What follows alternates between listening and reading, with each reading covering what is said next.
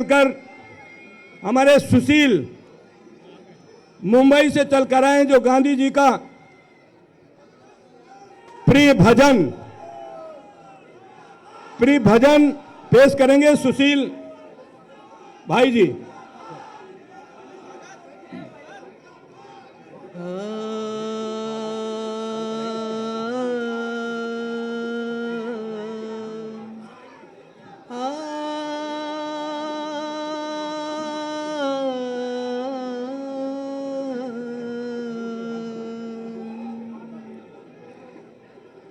वैष्णव जन तो तेने कहिए जे पीड़ पराई जाने रे। वैष्णव जन तो तेने कहिए जे पीड़ पराई जाने रे। पर दुखे उपकार करे तोए मन अभिमान नाने रे। वैष्णव जन तो तेने कहिए जे सकळ लोकमा सहुने वंदे निंदा न करे कोणी रे।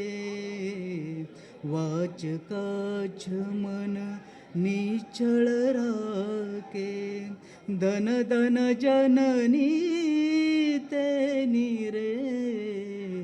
वैष्णव जन तो तेने कहिए जे समदृष्टीने तृष्णा त्यागी पर स्त्री जेने मत रे। जीवा थकी असत्य न बोले पर धन नव झाले हात रे। वैष्णव जन तो तेने कहिए जे पीड़ पराई जान रे। वैष्णव जन तो तेने कहिए जे। धन्यवाद। धन्यवाद सुशील जी। अब मैं इस गांधी शांति यात्रा के नेतृत्वकर्ता भारत के भूतपूर्व वित्त मंत्री माननीय यशवंत सिन्हा जी का हमारे आप सबके नेता माननीय राष्ट्रीय अध्यक्ष जी सम्मान करेंगे।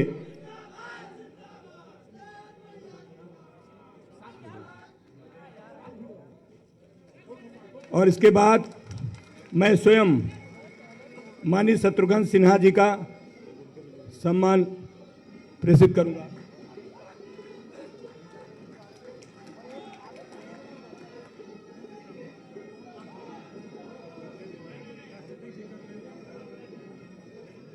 सुधा जी के लिए थी ना।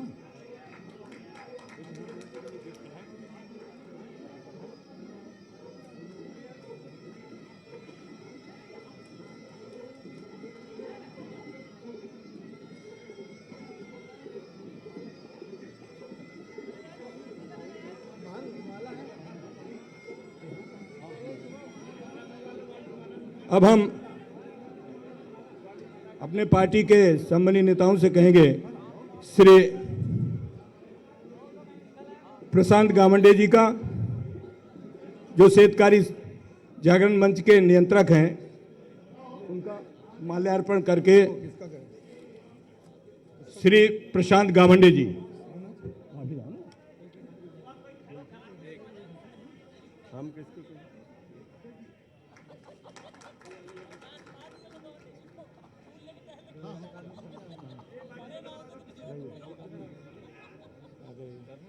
और श्री जॉर्ज मैथ्यू साहब का सम्मान श्री रवि पाटिल जी, विजय देशमुख जी सहित इस गांधी शांति यात्रा के सभी सहयोगी साथियों को हमारी पार्टी के सभी नेता सम्मान कर रहे हैं। आप सबको पता है कि गांधी शांति यात्रा 9 जनवरी को मुंबई के गेटवे ऑफ इंडिया से प्रारंभ होकर 30 जनवरी को दिल्ली में गांधी समाधि पर समाप्त होगी। और जो आज का विषय है उस पर सबसे पहले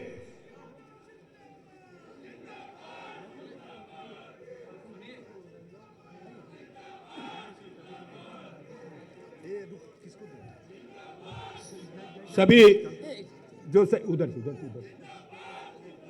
जो गांधी शांति यात्रा के सहयोगी गण उन सभी का स्वागत है। और मैं अनुरोध करता हूं भारत के भूतपूर्व वित्त मंत्री और इस गांधी शांति यात्रा के नेतृत्वकर्ता आदरणीय यशवंत सिन्हा साहब से वो हमें और अपनी बात रखें। माननीय यशवंत सिन्हा।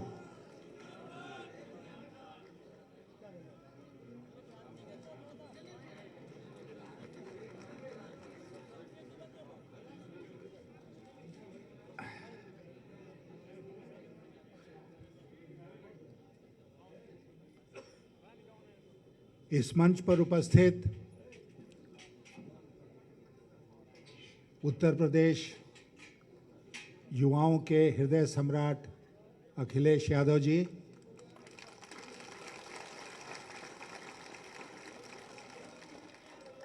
भाई शत्रुघ्न सिन्हा जी, जो विशेष रूप से इस कार्यक्रम में सहयोग करने के लिए आज हम लोगों के बीच में हैं, प्रशांत गवांडे जी, जो इस गांधी शांति यात्रा के संयोजक हैं, इस मंच पर उपस्थित जॉर्ज मैथ्यू साहब, जो बहुत विद्वान हैं और विशेष रूप से दिल्ली से चलकर आज यहाँ इस कार्यक्रम में उपस्थित हुए हैं, मंच पर बैठे हुए सारे सम्मानित नेतागण और यहाँ उपस्थित भाइयों और बहनों, सबसे पहले तो मैं हृदय से अखिलेश जी को धन्यवाद देता हूँ कि उन्होंने न केवल यहाँ आज, बल्कि जब हम लोगों ने प्रवेश किया उत्तर प्रदेश में राजस्थान से परसों, तब से लेकर लगातार हम लोगों की देखभाल किया उन्होंने।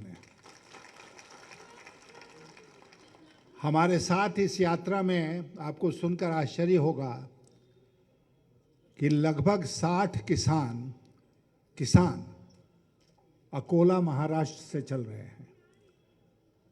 वो एक परिवार बन गया मेरा, क्योंकि 3 साल पहले मैं उनके निमंत्रण पर अकोला गया था और फिर ऐसा एक प्रेम का रिश्ता बना उनके साथ, उनके आंदोलन में शामिल हुआ और इतना एक मजबूत रिश्ता बना कि आज वो सब कुछ छोड़कर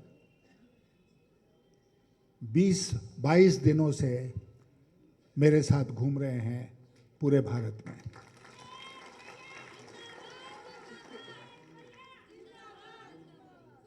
और मैं इसके पहले कि कुछ कहूँ, मैं आप सबका ध्यान किसानों की जो आज स्थिति हो गई है बदहाल, उसकी ओर आकृष्ट करना चाहता हूँ। न केवल अकोला, न केवल महाराष्ट्र, बल्कि पूरे देश के किसान जो हैं वो सबसे त्रस्त हैं। आज सरकार बड़ी बड़ी घोषणाएं करके आई थी 2014 में।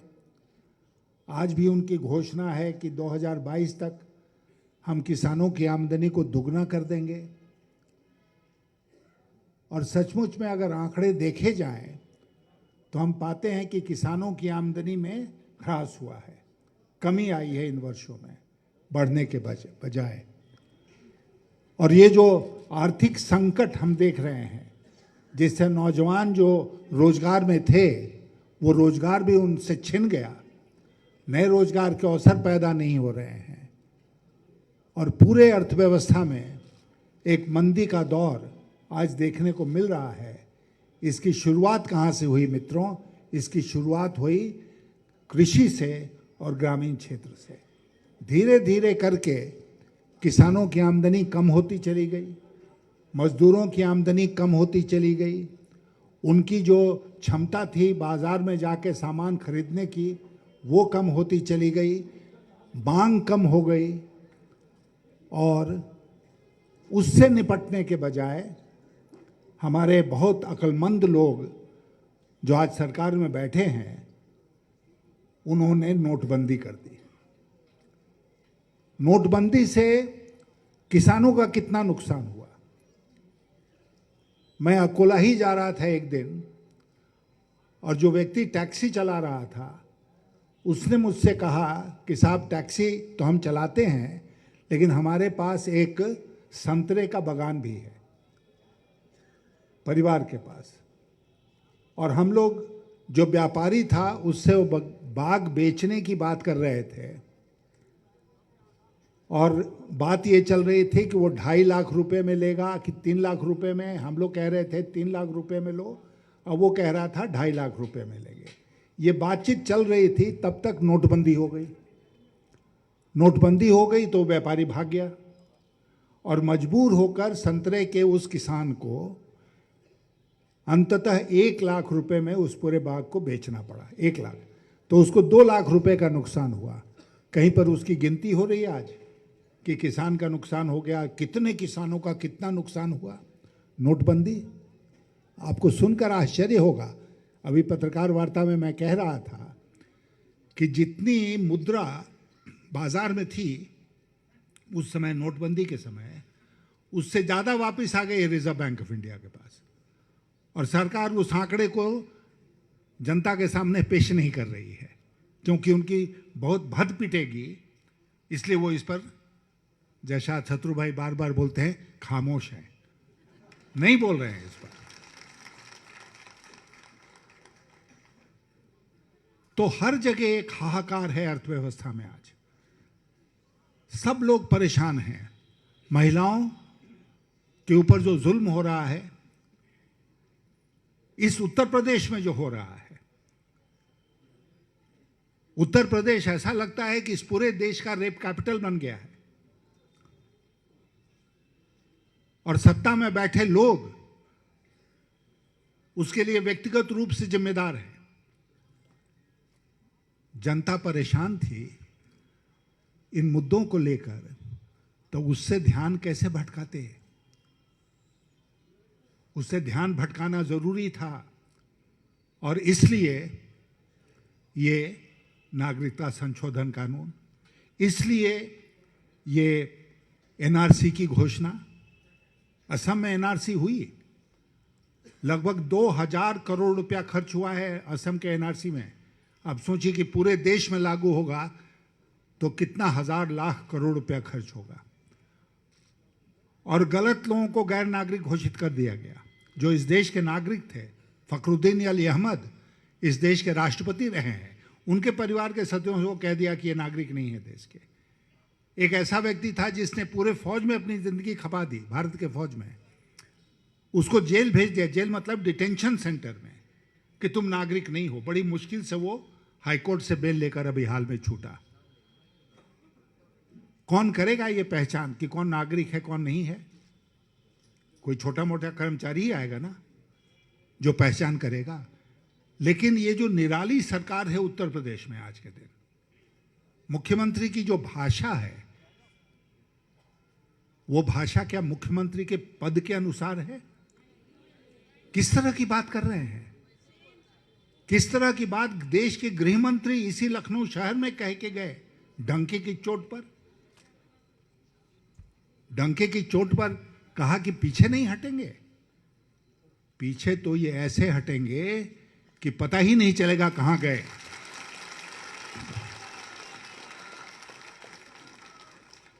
तो सबका ध्यान भटकाने के लिए बिल्कुल अनावश्यक एक कानून पार्लियामेंट से पास करा दिया। अब देश उसी में उलझ गया है।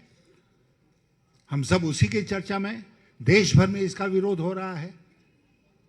और मैं आपसे कहना चाहता हूं कि देश का नौजवान यूनिवर्सिटी की पढ़ाई छोड़कर अगर सड़क पर आ जाए, देश की महिलाएं घर का चूल्हा छोड़कर अगर सड़क पर आ जाएं, तो वो देश का दुर्दिन है।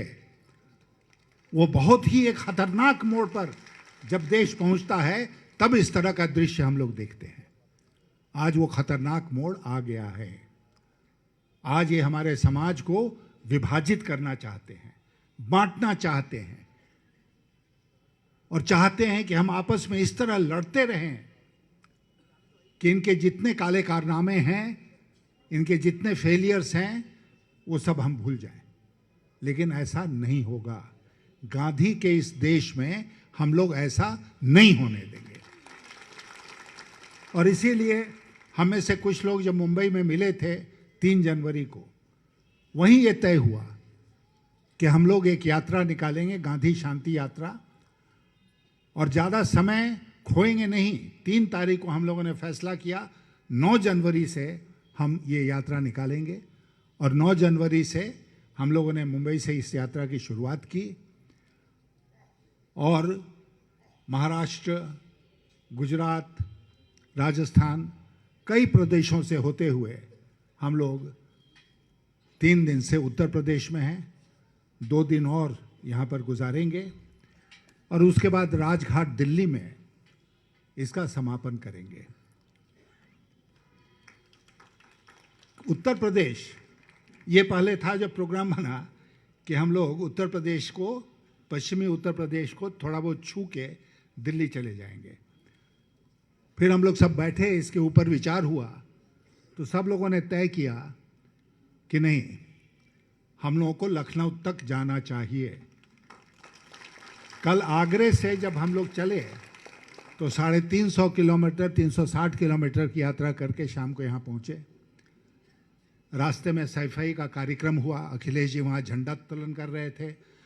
कृपापूर्वक इन्होंने हमारे साथियों को, हमको वहाँ पर उपस्थित होने का अवसर प्रदान किया, और उस कार्यक्रम को समाप्त करके हम लोग यहाँ आए। क्यों उत्तर प्रदेश? क्योंकि उत्तर प्रदेश आज पूरे देश में बदनाम हो गया है कि यहाँ की सरकार जो है वो आतंकवाद करती है। स्टेट स्पॉन्सर्ड टेररिज्म अगर कहीं देखने को मिलता है तो उत्तर प्रदेश में देखने को मिलता है। महिलाएं चुपचाप बैठी हैं धरने पर, और उनका जाकर उनका रजाई और कंबल आप ले लेंगे इस ठंड में, पानी भी ले। हाँ, एक बताइए, मतलब ये अगर आतंकवाद नहीं है और क्या आतंकवाद है? सरकार जो है वो आतंकवादी नहीं बन सकती है। सरकार का काम हिंसा करना नहीं है, सरकार का काम है बातचीत करना। जो अगर उद्वेलित है, अगर डरा हुआ है, किसी बात को लेकर परेशान है, तो सरकार, सत्ता में बैठे लोगों का कर्तव्य बनता है कि उस तक पहुंचे और उससे बातचीत शुरू करें। शांति स्थापित होनी चाहिए। सरकार की सबसे बड़ी जिम्मेदारी होती है समाज में शांति रखना, और शांति भंग हो गई है किसी को चिंता नहीं है, और इस तरह की बेबुनियाद चीजें की जा रही हैं, व्यवहार किया जा रहा है, बयान दिया जा रहा है, इसको हम नहीं होने देंगे। गांधी के देश में ये नहीं चलेगा। गांधी ने कहा था, गांधी का मंत्र था सत्य और अहिंसा। ये था गांधी का मंत्र, सत्य और अहिंसा। आज की सरकार का मंत्र क्या है? झूठ और हिंसा। झूठ बोलो, हिंसा करो। और इसी पर केंद्र सरकार हो चाहे यहां सरकार हो, सारी हिंसा भाजपा शासित प्रदेशों में क्यों हो रही है? तमिलनाडु में विरोध हुआ, तेलंगाना में विरोध हुआ, आंध्र प्रदेश में विरोध हुआ, कई राज्य हैं जिनमें विरोध हो रहा है, वहां तो कोई हिंसा नहीं हुई। और सरकार का विरोध करना शांतिपूर्ण ढंग से हमारा मौलिक अधिकार है हमारे संविधान के अनुसार। तो इसलिए हम लोग इस यात्रा में निकले हैं। 3 बातें मैं हर जगह बोलता हूं इस यात्रा के मकसद के बारे में। नंबर 1, कि हम अपने संविधान की रक्षा करेंगे। बाबा साहब अंबेडकर ने जो संविधान देश को दिया, कल गणतंत्र दिवस था, कल के दिन आज से 70 साल पहले जिस संविधान को देश ने स्वीकारा, उस संविधान की रक्षा करना हम सबका कर्तव्य बनता है और हम उसकी रक्षा करेंगे। नंबर 2, हम गांधी की हत्या दोबारा इस देश में नहीं होने देंगे। गांधी के शरीर की हत्या तो हो गई 30 जनवरी 1949 को, लेकिन उनकी जो विचारधारा है उसकी हत्या हम नहीं होने देंगे।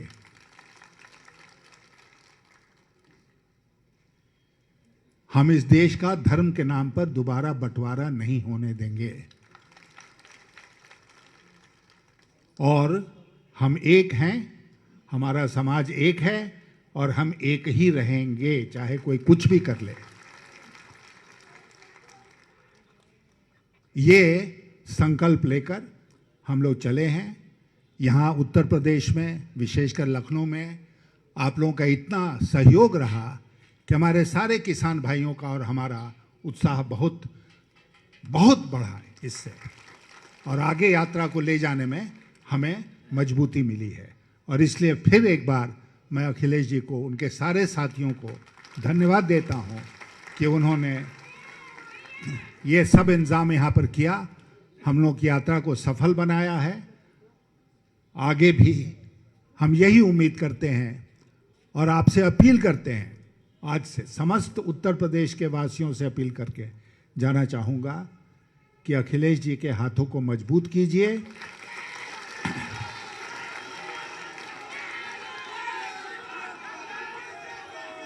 ये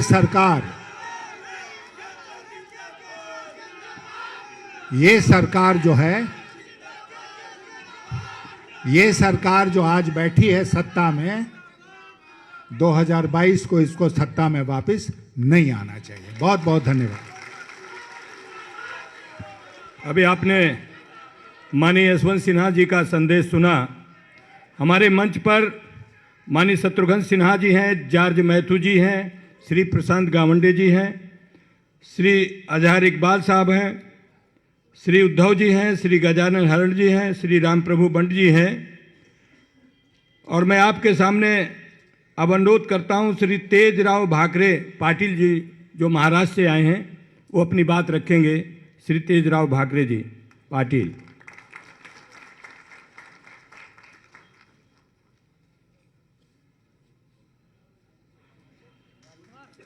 राम राम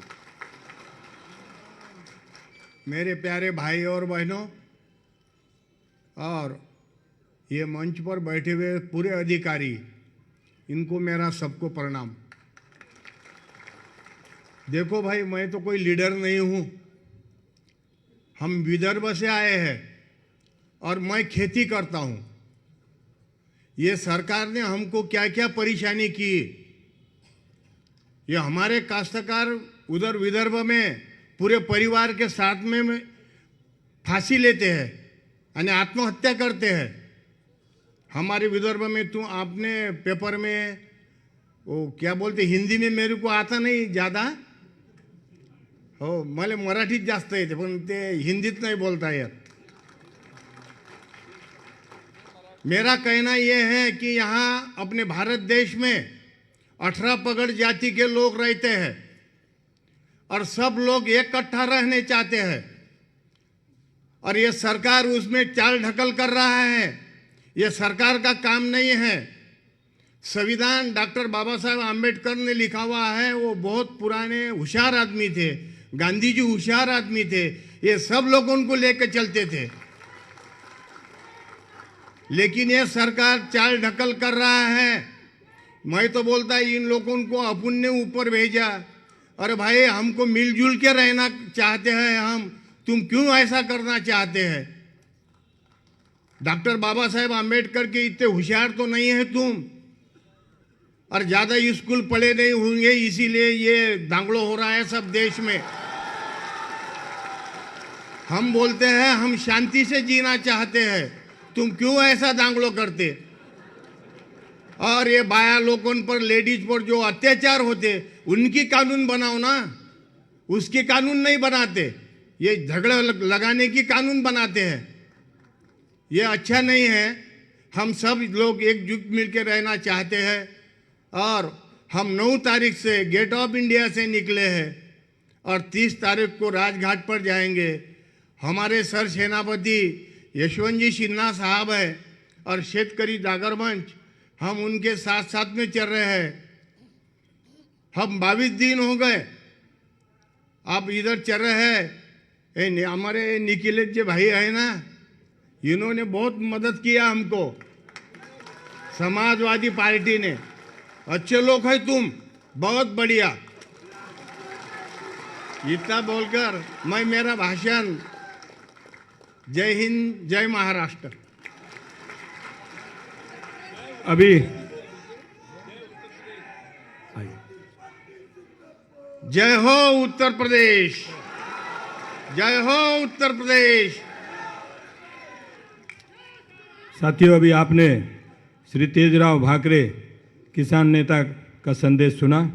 हमारे मंच पर श्री प्रशांत गावंडे जी, श्री जॉर्ज मैथ्यू जी, मनी शत्रुघ्न सिन्हा जी, श्री रवि पाटिल जी, श्री विजय देशमुख जी, श्री अजहर इकबाल जी, श्री उद्धव जी, श्री गजानन हरड़ जी, श्री राम प्रभु बंट जी, श्री शंकर राव सांबले जी, श्री बंसल राव जी मालोकर, श्री संजय भाकरे जी, श्री अमोल जी, श्री रंजन जी, श्री रोमेश जी, ये सभी यात्री हमारे बीच में उपस्थित हैं। अब मैं अनुरोध करता हूं माननीय शत्रुघ्न सिन्हा साहब को कि वह आवें और अपना संदेश दें। माननीय शत्रुघ्न सिन्हा जी।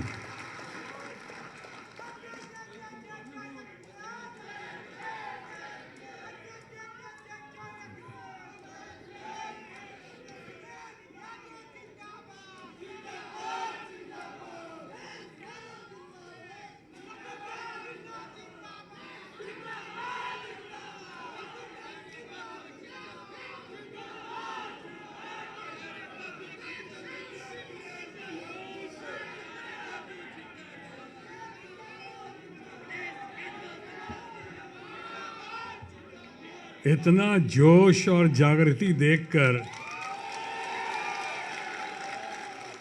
तो मैं इतना जोश और जागृति देखकर ये भी नहीं कह सकता हूं खामोश। मैं तो खुद ही खामोश हो गया हूं।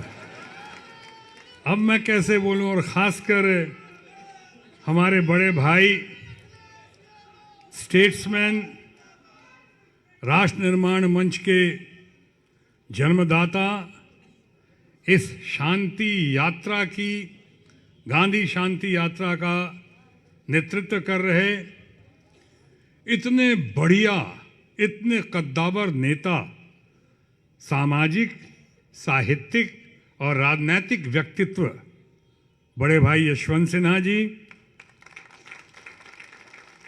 उपस्थित भूतपूर्व उत्तर प्रदेश के अभूतपूर्व भावी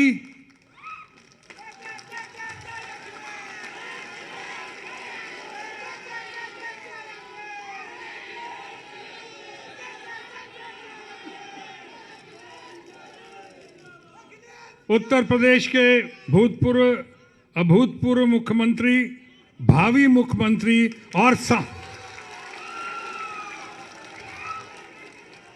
भावी मुख्यमंत्री एवं संभावित प्रधानमंत्री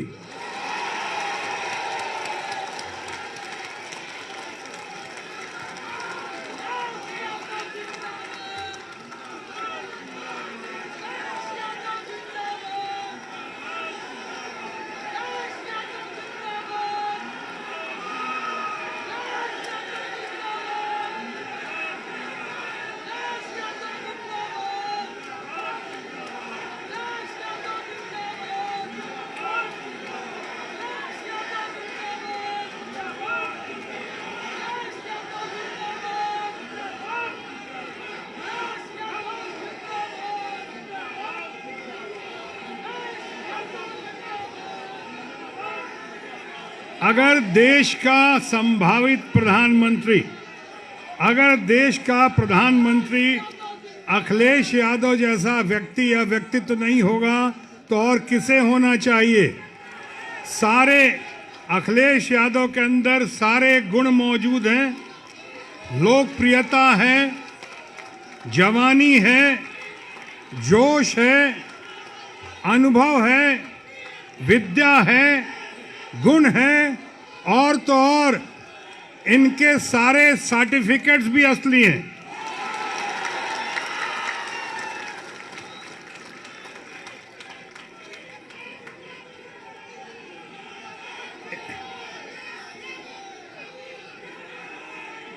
और अखिलेश यादव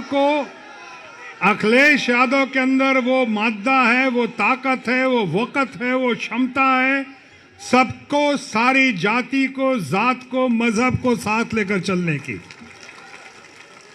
सही मायने में अगर किसी के ऊपर सबसे ज्यादा लागू होता है सबका साथ, सबका विकास और सबका विश्वास, तो अखिलेश यादव पे होता है। और इनकी डिग्री ढूंढने की जरूरत नहीं है, वेबसाइट पे मौजूद है, देख सकते हैं इनका। बाकी डिग्रीज के मामले में तो आप कह सकते हो ढूंढते रह जाओगे, अभी तो ढूंढते ही जा रहे हैं।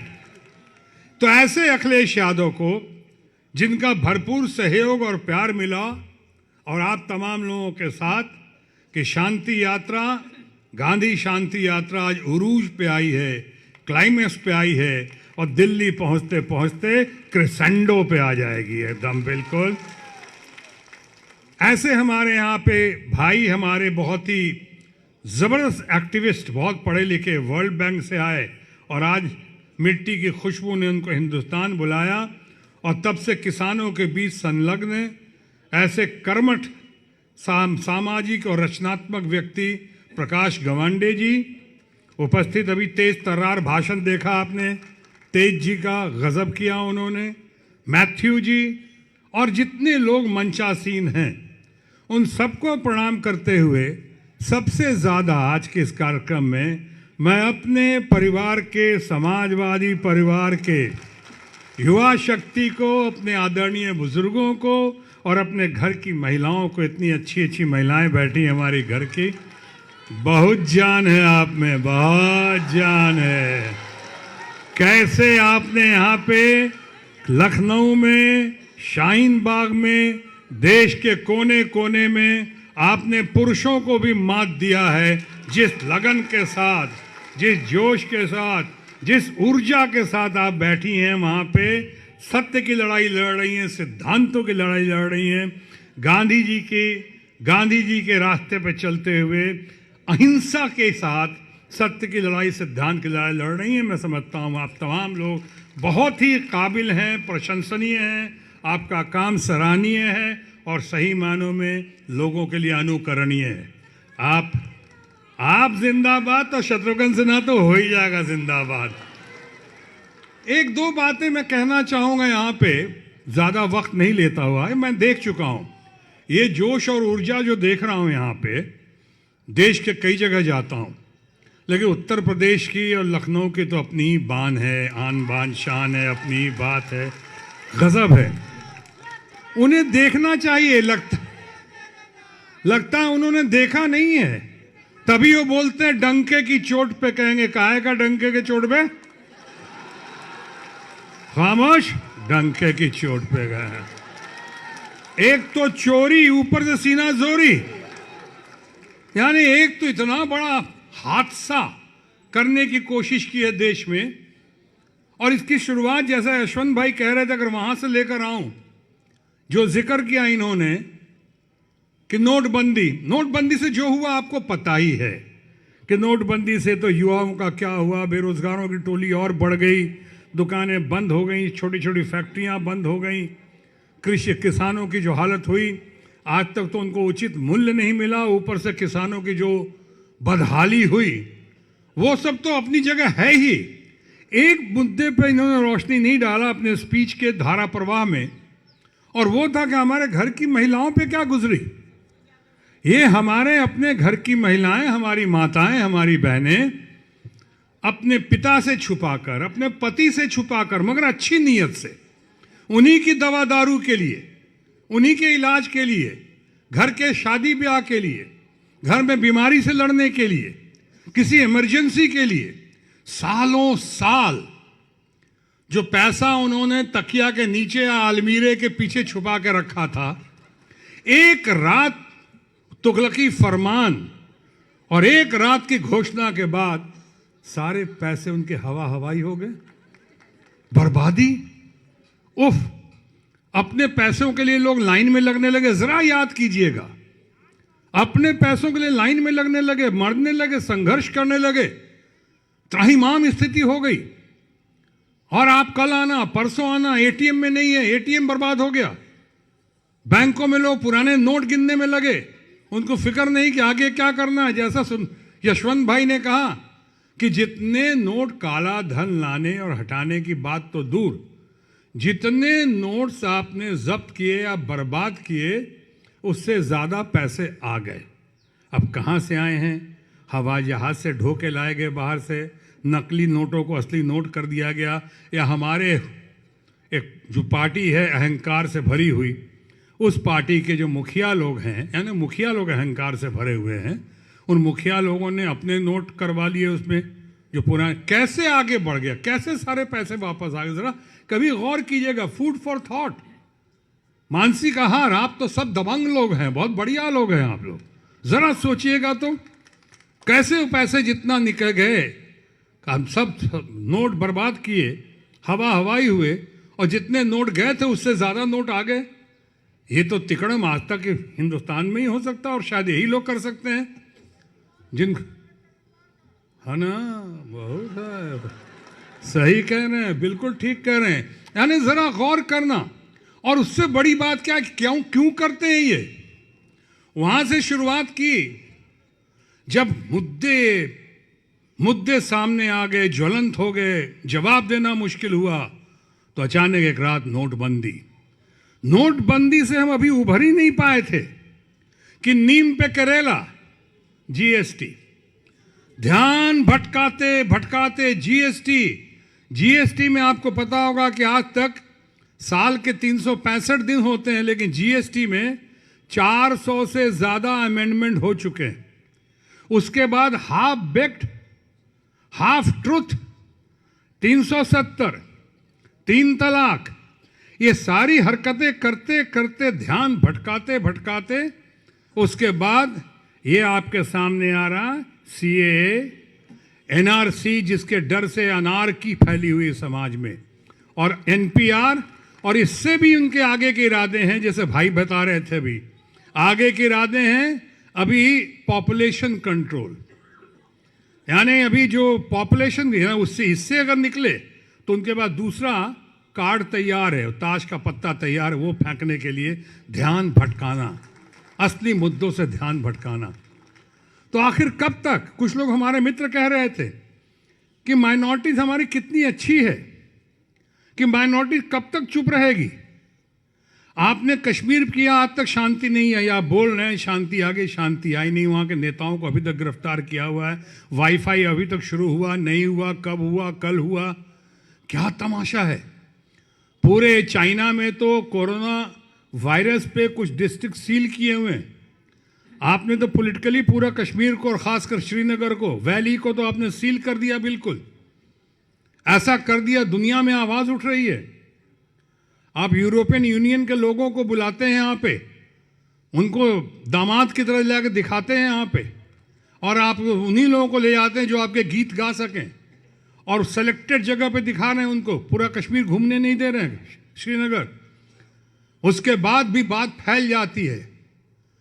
जब पता चलता है कोई टूरिस्ट नहीं जा रहा है, पता चलता है जो टूरिस्ट जा रहे हैं उनको बाहर निकलने नहीं दिया जा रहा है।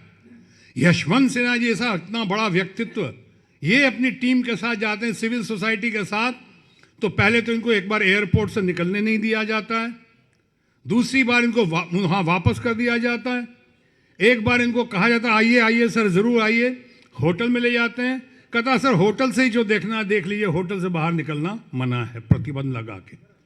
आज उसी यूरोपियन यूनियन का आपने पढ़ा होगा अखबारों में, कश्मीर के मामले में और सीएए के मामले में भी, नागरिकता कानून के मामले में 750 से ज्यादा एमपीज हैं यूरोपियन यूनियन के, उसमें से 651 ने कहा है, हालांकि भारत का आंतरिक मामला है, मैं उसका बहुत समर्थन नहीं करता हूं, मैं भी नहीं करता हूं कि भारत का आंतरिक मामला, लेकिन वो दर्द छलक गया और 651 लोगों ने कहा है 750 से ज्यादा में कि जो भारत में हो रहा गलत हो रहा है, हम उसकी निंदा करते हैं, हम कतई बर्दाश्त नहीं करेंगे। बात दुनिया भर में फैल गई है। अभी आपने देखा होगा परसों बिलियनर सोरस डावोस के इकोनॉमिक फोरम में कहा उसने कि हिंदुस्तान में डेमोक्रेसी को बहुत खतरा है, हिंदुस्तान में बहुत ज्यादती हो रही है, धर्म के आधार पे बांटा जा रहा है, लोग एक दूसरे को शक की दृष्टि से देख रहे हैं, लोग खुश नहीं हैं। और डेमोक्रेसी की बात की तो एक दो बातें और बता दूं आपको, क्योंकि आप लोग युवा पीढ़ी के ज़्यादा लोग हैं तो आपको ज़्यादा समझना बहुत ज़रूरी है। अभी अभी थोड़े दिन पहले आया था ग्लोबल हंगर इंडेक्स, दुनिया में सबसे ज़्यादा भूखमरी का जो पैमाना है कि भूखे या भूखमरी का ग्लोबल इंडेक्स, कितना सुन के आपको ताज्जुब होगा जिन्हें नहीं पता होगा कि ग्लोबल हंगर इंडेक्स में हिंदुस्तान का 130 या 125 या 150 देशों का आंकलन हुआ, उसमें 90 से नीचे स्थान है हिंदुस्तान का। इतनी भूखमरी, इतनी गरीबी है यहाँ पे, बेरोजगारी। और पाकिस्तान भी हमसे ऊपर है, पाकिस्तान हमारे से ऊपर है, करीब 80 के करीब, 70-80 के बीच में है। बांग्लादेश हमसे बहुत अच्छा है, 60-65 के बीच में है, हिंदुस्तान 90 से नीचे। कितने शर्म की बात है या कितने दर्द की बात है। और अभी डेमोक्रेसी का मामला, डेमोक्रेसी के मामले में इंडेक्स में आया है दुनिया का पैमाना, जो हम शान से कहते थे कि दुनिया के सबसे पुरानी या दुनिया के सबसे बड़ी डेमोक्रेसी हमारे पास है, हम लोग तो लोकतंत्र पे ही जीते हैं, लोकतंत्र ही हमारा आधार है, कितना बढ़िया से पावर शिफ्टिंग होता है, एक जाता है दूसरे आता है। उसमें लोकतंत्र वाले में ईवीएम मशीन का जिक्र नहीं है। ईवीएम मशीन, अब तो इलेक्शन भी ईवीएम मशीन के सहारे हो रहे हैं, बहुत लोग देख ही रहे हैं, आपको सुन के ये भी ताज्जुब होगा। सुप्रीम कोर्ट में 547-48 सीटों जो जीती गई हैं, उसमें से 347 या 350 के करीब ये ईवीएम मशीन का या मैल फंक्शनिंग का, या आप जो कहते हैं डिस्क्रिपेंसीज, 10% से लेकर 50% तक का डिस्क्रिपेंसीज पाया गया है। सुप्रीम कोर्ट ने एक्सेप्ट करके सुप्रीम कोर्ट ने उस पे इलेक्शन कमीशन को नोटिस भेजा है कि आप इसका जवाब दें, इसी महीने आना चाहिए उसको। अब क्या होगा सुप्रीम कोर्ट के बाद की बात है, बताए जा रहा हूं आप लोगों को कि कैसे कैसे हम कहां से कहां जा रहे हैं। जरा गौर कीजिएगा, डेमोक्रेसी के जिसमें हिंदुस्तान को हमेशा नाज रहा है और नाज होना भी चाहिए, हिंदुस्तान का नंबर आज 51 हो चुका है। 10 में नहीं है, 20 में नहीं है, 30 में नहीं है, 50 में नहीं है, स्लिप करते हुए 51 में आ गई। ये डेमोक्रेसी है हमारी, इसकी बात कर रहे हैं। और उसके बाद 1 man show and 2 man army, अपने अहंकार अपने दम के आधार पे जो चाहे कर देंगे। बिल कोई भी पास कराने, जनशक्ति उनके पास है नहीं, अब तो सिर्फ धन शक्ति है और धन शक्ति के आधार पे काम किए जा रहे हैं। आखिर कब तक, जो मैं कह रहा था माइनॉरिटीज के बारे में बोलते, कब तक वो चुप रहेंगे? चुप तो रहे वो, नोटबंदी पे चुप रहे, वही बहुत सफ़र किए, गरीब लोग बहुत सफ़र किए। अब उसके बाद आप 370 पे चुप रहे, राम मंदिर पे चुप रहे, लोग कह रहे हैं सब चाहे चुप। अब ये कर दिया कि उनको खतरा पैदा कर दिया, और उनको ही खतरा नहीं पैदा किया है, आपने सबसे ज्यादा खतरा पैदा कर दिया है, शायद उनसे भी ज्यादा, अपने गरीब परिवार पे, अपने दलितों पे, अपने पिछड़ी जाति के जिन्हें आप लोग कहते हैं, इन लोगों पे। जरा सोचिए, जो बिहार से है कि उत्तर प्रदेश से है, ये कहीं बाढ़ आ गई, कहीं भूकंप आ गया, कहीं जलजला आ गया, और डॉक्यूमेंट्स कहाँ से ढूंढेगा? ये अपने पिताजी और दादाजी का डॉक्यूमेंट तो ला नहीं सकते हैं। आप में से कितनों के पास होगा जो पिताजी का और माताजी का डॉक्यूमेंट होगा? अपना ही नहीं मिलेगा अभी, कई साल पहले का। हाँ प्रणाम। तो ये अपना ही नहीं मिलेगा इनको। अब ये डॉक्यूमेंट्स की बातें हो रही हैं, आप उनको दूर करने की बात कर रहे हो, आप डरा रहे हो उनको। इस तरह से जो छात्रों के ऊपर अत्याचार हो रहा है, छात्राओं पे जो हो रहा है, अलीगढ़ मुस्लिम यूनिवर्सिटी में जिस तरह से घुस गए, लड़कियों के मार मार के लाइब्रेरी में, जेएनयू में जो हुआ, ये क्या तमाशा। आखिर कभी तो कुछ होगा, और वही कभी तो कुछ होगा घड़ी में हम आए हैं कि आज उनके ये सारे रूप देखकर एनआरसी हो, सीए हो, एनपीआर और पॉपुलेशन रजिस्टर हो, इन सारों को देख के एक के बाद एक जो कहे जा रहे हैं और किए जा रहे हैं, उसमें हमें वही बशीर का वो शेर याद आता है कि दिन एक सितम रात करो हो, वो दोस्त हो दुश्मन को भी तुम मात करो हो, दामन पे कोई छींट ना खंजर पे कोई दाग, तुम कत्ल करो हो कि करामात करो हो। बहुत हो गया, खामोश, अब नहीं चलेगा, बर्दाश्त के बाहर हो रहा है। इसीलिए कहा कि हम लोगों को अभी गांधी जी की चरण में और गांधी जी की शरण में अपने आप को अर्पित करते हुए हम लोग अभी ही प्रार्थना ही दुआ है। जैसे आपने सुना होगा ये कि हम अब कामयाबी के नज़दीक हैं। गांधी जी की बात पे आखिर में एक दो बात कह के अपनी बात समाप्त करता हूँ। ये आपको लगता होगा कुछ लोगों को कि आंदोलन गहरा तो गया है, पर क्या होगा, मानेगी नहीं मानेगी, करेगी सरकार नहीं करेगी, कैसे नहीं करेगी, करना ही पड़ेगा। ये राष्ट्रहित का सवाल है, ये जनहित का सवाल है, हमारे घर की महिलाओं का सवाल है, हमारे देश के युवाओं के भविष्य का सवाल है। करना ही होगा, ऐसे बर्दाश्त नहीं करेंगे हम लोग, और इसलिए भी शांतिपूर्ण तरीके से हम चल रहे हैं। इसलिए यही कहना चाहूँगा अभी कि हम सब की तरफ से कि चिराग देखकर मेरे मचल रही है हवा, कई दिनों से बहुत तेज चल रही है हवा। चिराग देखकर मेरे मचल रही है हवा, कई दिनों से बहुत तेज चल रही है हवा। बना रहे थे जो किस्से अपनी तबाही के, बना रहे थे जो किस्से मेरी तबाही के, उन्हें खबर ही नहीं कि रुख बदल रही है हवा। आइए हम सब इस तरह एकजुट हो जाएं और इस तरह से यशवंत भाई के नेतृत्व में, अखिलेश यादव जी के नेतृत्व में, वो लोग जो सही मायनों में देशभक्त हैं और देश की सबसे ज़्यादा जिनको चिंता है, फिक्र है, उनके नेतृत्व में हम ना बहकें और ना बटेंगे, बल्कि हम सब एकजुट होकर शांति के साथ अपने आंदोलन को, जैसा मैंने शुरू में कहा, ये क्लाइमेक्स से हम लोग क्रिसेंडो की ओर ले जाएंगे। क्योंकि गांधी जी, मैंने कहा था, अपनी बात समाप्त करूंगा गांधी जी की इसी वाणी से। गांधी जी ने कहा था, किसी भी आंदोलन को सम्मान तक पहुंचाने में 4 दौर से गुजरना ही पड़ता है, 4 दौर से गुजरना ही पड़ेगा। पहला दौर है उपहास। जब उन्होंने संसद से धन शक्ति या संसद शक्ति के बदौलत जब बिल पास किया या करवाया गया जैसे तैसे भी, तो हमने जब विरोध किया तो वो हंसे, उपहास, हमारा मजाक उड़ाया, साहब संसद से हो चुका है, ये लोग ऐसी बातें कर रहे हैं, हाँ उपहास। लेकिन हमारी एकता बढ़ती गई, हम आगे चलते गए, आगे चलते गए। हमने कहा कि ज्यादती है, जुल्म है, ये शोषण है, ये गलत है, तो दूसरे दौर से गुजरना पड़ता है, उपेक्षा।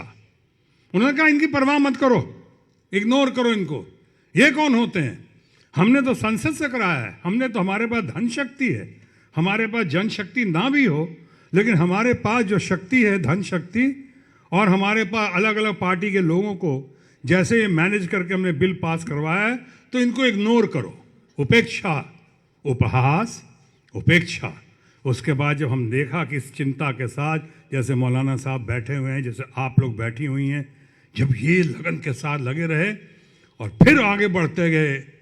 फिर जब शाहीन बाग शुरू हो गया, जब जेएनयू शुरू हो गया, जब अलीगढ़ मुस्लिम यूनिवर्सिटी शुरू हो गया, जब जामिया शुरू हो गई, जब आप सब शुरू हो गए, जब लखनऊ शुरू हो गया, तो तीसरा दौर और खतरनाक।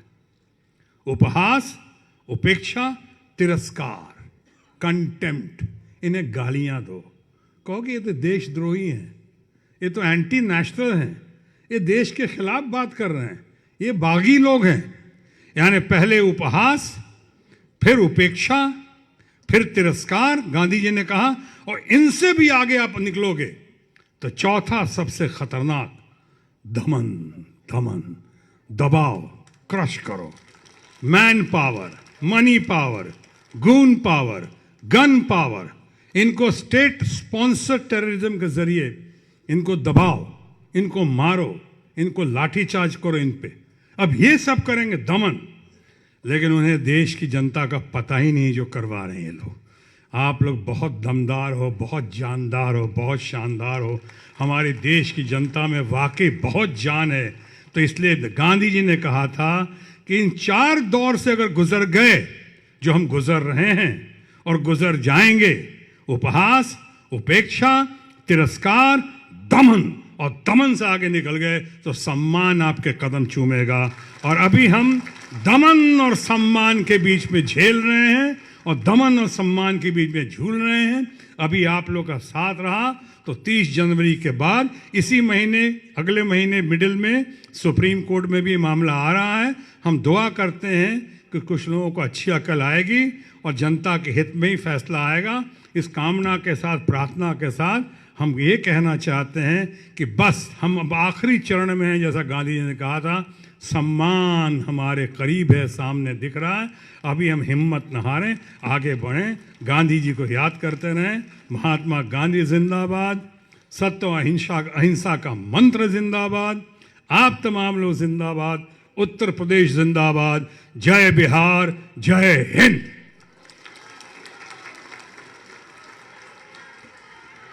बहुत बहुत धन्यवाद माननीय शत्रुघ्न सिन्हा जी।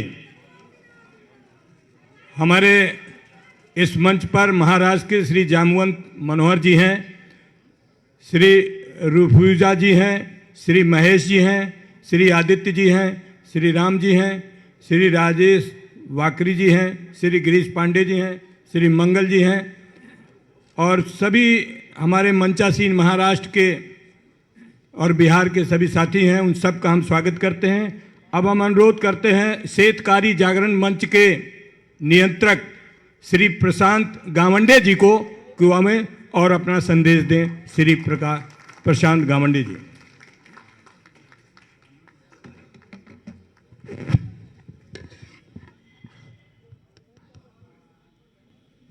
धन्यवाद पटेल साहब, धन्यवाद पटेल साहब। मंचासीन समाजवादी पार्टी के राष्ट्रीय अध्यक्ष श्री अखिलेश जी, गांधी शांति यात्रा जिनके नेतृत्व में चल रही है, वो यशवंत जी सिन्हा,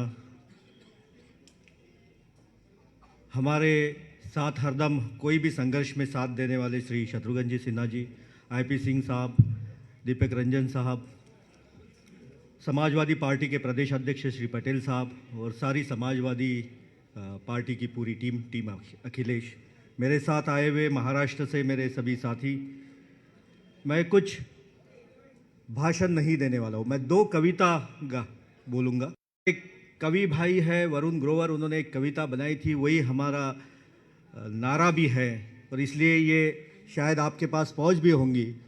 तो मैं पहली कविता का शीर्षक है कागज़ नहीं दिखाएंगे। हम कागज़ नहीं दिखाएंगे, तानाशाह आके जाएंगे, हम कागज़ नहीं दिखाएंगे। तुम आंसू गैस उछालोगे, तुम जहर की चाय उबालोगे, हम प्यार की शक्कर घोल में उसको गट गट गट गट पी जाएंगे। हम कागज़ नहीं दिखाएंगे, हम कागज़ नहीं दिखाएंगे। यह देश ही अपना हासिल है, जहाँ राम प्रसाद भी बिस्मिल है। मिट्टी को कैसे बांटोगे, सबका ही खून तो शामिल है। तुम पुलिस से लट पड़ाओगे, तुम मेट्रो बंद करा दोगे, हम पैदल पैदल आएंगे, हम कागज़ नहीं दिखाएंगे, हम कागज़ नहीं दिखाएंगे। हम मंजी यही बिछाएंगे, हम कागज़ नहीं दिखाएंगे। हम संविधान को बचाएंगे, हम कागज नहीं दिखाएंगे, हम जनगण मन भी गाएंगे, हम कागज नहीं दिखाएंगे। तुम जात पात में बांटोगे, हम भात मांगते जाएंगे, हम कागज नहीं दिखाएंगे, हम कागज नहीं दिखाएंगे। और इसके आगे की दूसरी कविता है जो आप सबको मेरे साथ गाना है, बिल्कुल वहां से आवाज आनी चाहिए। मैं बोलूंगा, उसके बाद आपको जिंदा है बोलना है, सिर्फ जिंदा है बोलना। जिंदा है भारत, आवाज नहीं आया। जिंदा है भारत, आईन हमारा, अभी प्यार हमारा, इकरार हमारा, अभी जोश हमारा, अभी सोच गांधी की, अभी आक्रोश हमारा, अभी भगत सिंह भी, खुले का हिंद भी, कई पेरियार भी, गांधी का सार भी, अभी गांधीवाद भी, अम्बेडकरवाद भी, अभी जोश जामिया, मानू की चीखे। जिंदा है जेएनयू, जिंदा है एमयू, जिंदा है डीयू, जिंदा है जीयू, जिंदा है नदवा। भारत के तलबा, भारत का युवा, भारत की नारी, अभी सोच हमारी, भारत की जनता, जनता की ताकत, अभी प्यार मोहब्बत, जनता में मोहब्बत। गांधी का भारत, नेहरू का भारत, भारत का भगत का भारत, नेहरू का भारत, बिस्मिल का भारत, अशफाक का भारत, आजाद का भारत, सुखदेव का भारत, भीम का भारत, गांधी की विरासत, सरदार की ताकत, भारत की गैरत, भारत में मोहब्बत, भारत की शौहरत, भारत की अजमत, भारत की इज्जत, भारत की ताकत, भारत में भारत, हर दिल में हरारत। हाँ, अपनी ताकत, आइन की ताकत, ताकत से बोलो, फिर जोर से बोलो, फिर प्यार से बोलो, तकरार से बोलो, धीरे धीरे बोलो, हाँ आहिस्ता से बोलो, फिर होले होले बोलो, फिर दिल चीर के बोलो, हुंकार से बोलो। आवाज हमारी, परवाज हमारी, कश्मीर की शान भी, केरल की आन भी, असम की आसमिया, साबरमती की कुटिया, भारत के मुसलमान, गीता और कुरान, अभी सिख ईसाई, अभी भाई भाई, अभी अपना तिरंगा, तहजीब गंगा, हा झंडा प्यारा, केसरिया हारा। जिंदा है मुसम्मा, जिंदा है ईमान की ताकत, बाजू में कुव्वत, जन जन में भारत, जन जन से भारत, कन कन में भारत, कन कन से भारत, हर तन में भारत, हर तन से भारत, तन मन में भारत, तन मन से भारत, भारत में भारत, भारत के खातिर, हक के खातिर, सच के खातिर, लाठी खाकर, गोली खाकर, सूली पे चढ़ने, फांसी पे चढ़ने, बातिल से लड़ने, बातिल को मिटाने, हम सच को बचाने, हम हक को बचाने, हम झूठ से लड़ने, हम झूठ को मिटाने, जुल्म से लड़ने, जालिम को मिटाने, हम साथ निभाने, आइन बचाने, हम क्षमा जलाने, हम फूल बढ़ाने, हम प्यार बांटने, नफरत को मिटाने, अभी हम दीवाने, हाँ हम परवाने, भारत को बचाने। लखनऊ अभी, यूपी अभी, समाजवाद अभी, समाजवाद अभी, समाजवाद का कार्यकर्ता अभी। आवाज दो, आवाज दो, इनकलाब, इनकलाब। धन्यवाद। जय हिंद, जय भारत। धन्यवाद गावंडे जी।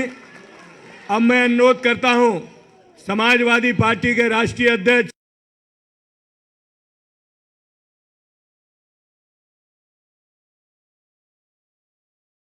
और हम सबको अपना संदेश दें।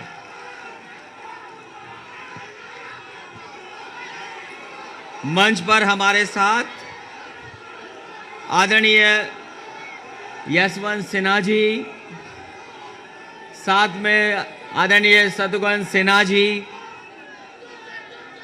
और गांधी शांति यात्रा में चल रहे हमारे सभी साथी मंच पर उपस्थित समाजवादी पार्टी के प्रदेश के अध्यक्ष नरेश उत्तम जी, सदन में नेता विरोधी दल आदरणीय अहमद हसन जी, पार्टी के सभी नेता, कार्यकर्ता साथियों, माताएं बहनें और पत्रकार बंधुओं, मैं सबसे पहले आप सबका बहुत बहुत धन्यवाद देना चाहता हूं कि आप सभी आए और गांधी शांति यात्रा का आपने स्वागत किया। मैं सभी समाजवादी साथियों का धन्यवाद दूंगा। साथ ही साथ नेतृत्व कर रहे आदरणीय यशवंत सिन्हा जी लगातार पिछले कई दिनों से कई प्रदेशों में जाकर के और आज उत्तर प्रदेश से होकर करके जा रहे हैं। मैं इन्हें बधाई देता हूं, इनके साथियों को बधाई देता हूं कि इस वक्त सबसे ज्यादा जरूरत इन्हीं, आज सबसे ज्यादा अगर जरूरत किसी बात की है तो इन्हीं सिद्धांतों की जरूरत है। और इस बात को हम इसलिए कहते हैं कि हम में से जितने लोग बैठे हैं सब ने बापू को पढ़ा है, राष्ट्रपिता महात्मा गांधी को सब समझते हैं, उनके रास्ते को सबने समझा है। वो गुजरात से निकले, न केवल अपने प्रदेश देश में बल्कि दुनिया में उन्होंने सिद्धांत दिया शांति का और अहिंसा का। वो गुजरात से चले थे और अब देखो कैसा है कि गुजरात से कुछ लोग चले, वो शांति को खत्म करना चाहते हैं, वो हिंसा का सहारा ले रहे हैं। आपकी यात्रा भी यमुना के किनारे खत्म हो रही है और वो लोग भी यमुना के किनारे कब्जा किए हुए हैं। और ये जो अभी नारा लगा है कि जिंदा हैं, हमारे पड़ोसी ने भी सुन लिया होगा।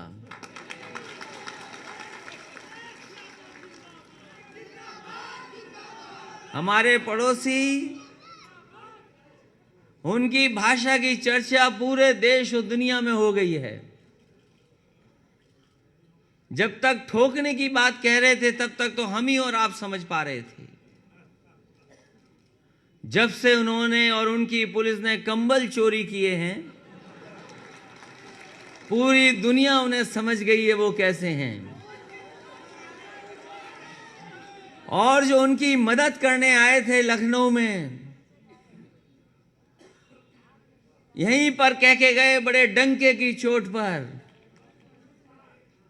अब जो खबरें दुनिया से आ रही हैं, जो अर्थव्यवस्था की हालत है, अब उनकी ढबली फट गई है,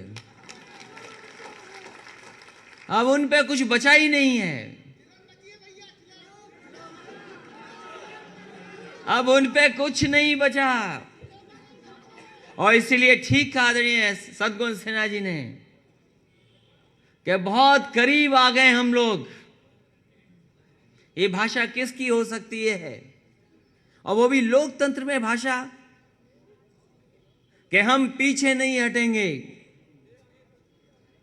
इस देश की जनता जागरूक है, समझदार है। आपकी बातों पे भरोसा कर लिया। आपने राष्ट्र प्रेम के बहाने लोगों को गुमराह कर दिया कि राष्ट्र बचा लेंगे। अब जनता जान गई है, जो सत्ता में है उनसे ही राष्ट्र बचाना है, ये खतरा हमारी जनता जान गई है।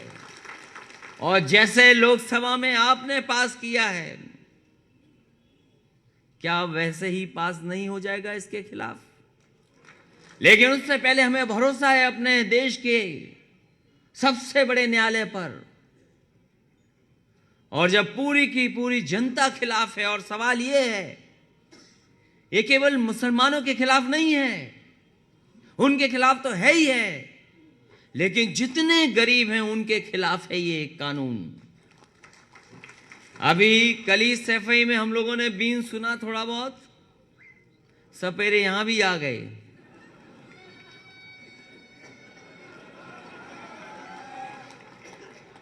जैसे इन पे बीन बचा है और इन पे सांप नहीं है,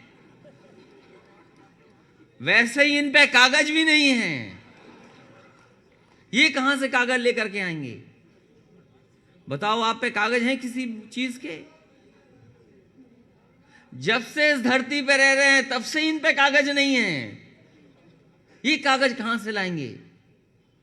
इसलिए हर चीज में जब सरकार असफल हो गई, जब अर्थव्यवस्था इनके हाथ में नहीं है, नौकरी रोजगार दे नहीं सकते, कानून व्यवस्था चौपट हो गई, देश को आगे ले जा नहीं सकते, तब जानबूझ करके उलझाने का काम कर रहे हैं। हमें उम्मीद है उत्तर प्रदेश की जनता पर कि जब कभी मौका मिलेगा इनके साथ, इनसे पूरा का पूरा वोटों से हिसाब किताब किया जाएगा। मैं एक बार फिर आदरणीय यशवंत सिन्हा जी को, शत्रुघ्न सिन्हा जी को, जॉर्ज मैथ्यू जी को, प्रशांत जी को और उनके साथ जितने सहयोगी साथी आए हैं उनको बहुत बहुत बधाई देते हैं गांधी शांति यात्रा के लिए, और आपको शुभकामनाएं देते हैं कि आगे की भी यात्रा आपकी शुभ हो। यहाँ आकर के हम समाजवादियों को रास्ता दिखाया, इसके लिए हम आपके बहुत बहुत आभारी हैं। बहुत बहुत बधाई। और एक बार फिर अपने कार्यकर्ता साथियों का जिन्होंने पूरे विचार सुने, इन सब का बहुत बहुत धन्यवाद।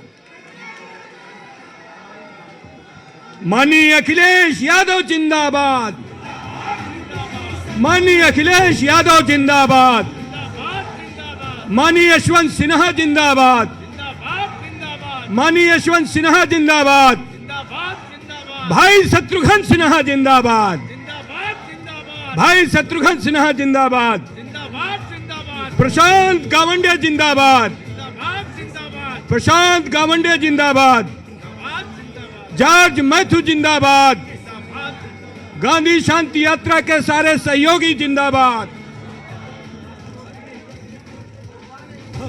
बांटे दर्द गरीबों, मेहनत कश मजदूर की